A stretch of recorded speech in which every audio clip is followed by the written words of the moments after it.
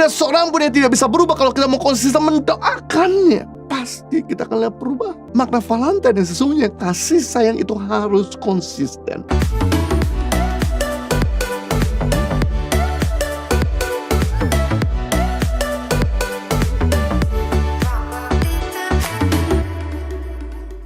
Yang ketiga, makna Valentine yang sesungguhnya kasih sayang itu harus konsisten. Kasih sayang harus diberikan bukan cuma pada hari Valentine saja, tapi setiap hari harus continue. Never stop loving people, never stop forgive your enemy. Galatia 6 ayat 9, janganlah kita jemu-jemu berbuat baik, karena apabila sudah datang waktunya kita akan menuai jika kita tidak menjadi lemah. Jadi kalau kita mau berbuat baik itu jangan bosan, jangan tawar hati, jangan berhenti.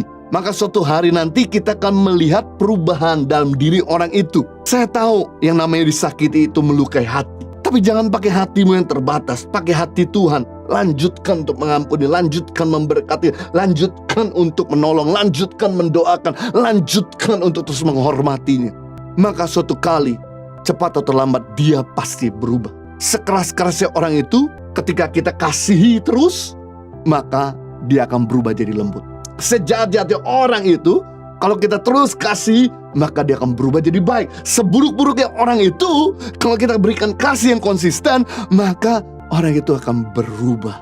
Tidak ada yang tidak bisa berubah. Justru firman Tuhan berkata, jangan jemu-jemu kau berbuat baik, karena apabila sudah datang waktunya, kamu akan menuai kasih Tuhan yang konsisten. Maka mengubah Petrus yang sombong jadi rendah hati.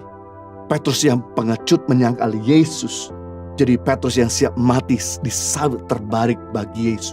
Karena kasih Tuhan yang konsisten, maka mengubah Saulus, seorang pembunuh orang Kristen, menjadi rasul yang banyak menulis kitab Perjanjian Baru. Karena kasih Tuhan yang konsisten, maka mengubah Filipus yang kikir jadi Filipus yang murah hati.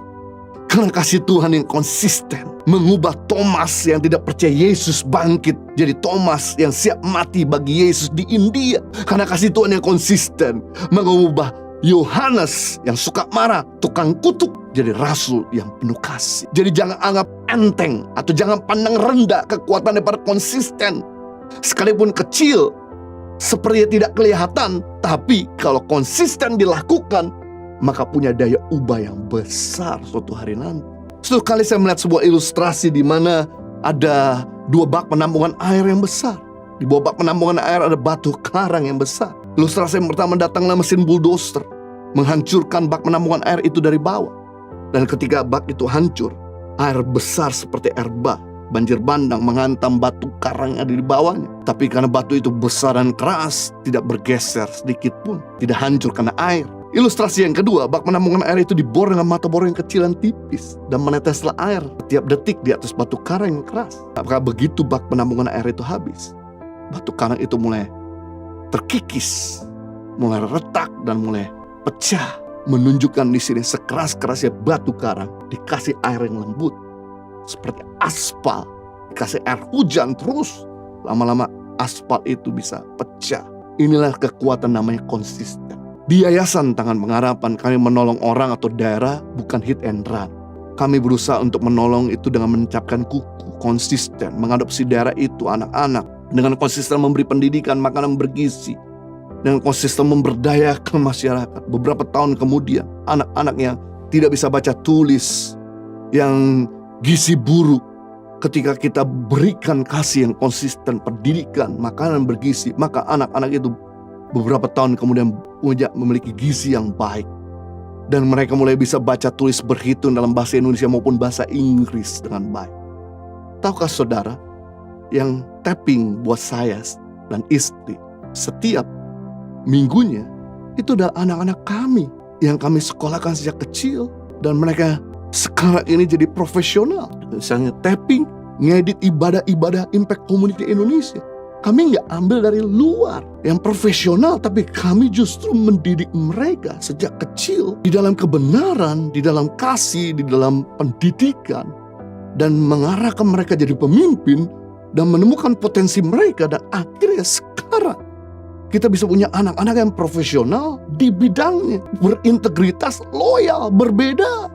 dengan orang-orang mungkin cabutan dari luar yang gak kita didik dari awal. Jadi kalau Anda bisa lihat tayangan-tayangan di Impact Community Indonesia, ini hasil karya dari anak-anak yang dididik sejak kecil dari pedalaman. Anda pikir mereka adalah orang-orang dari kota? Kalau yang dari pedalaman aja bisa berubah, berhasil, berkarakter, bermoral, serta profesional, apalagi anak-anak kita yang di kota-kota.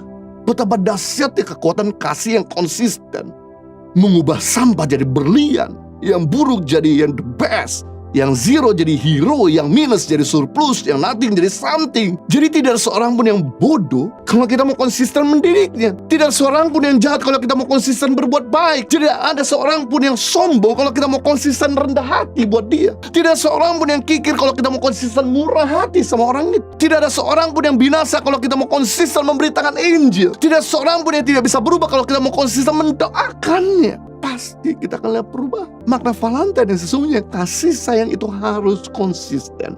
Impact Community Indonesia telah mengadakan 3 kali ibadah setiap hari Minggu. Pukul 9 waktu Indonesia Barat, pukul 11 waktu Indonesia Barat, dan pukul 13 waktu Indonesia Barat. Di MOI, Mall of Indonesia Kelapa Gading, lantai P3. Ketiga ibadah disertai ibadah anak dan remaja.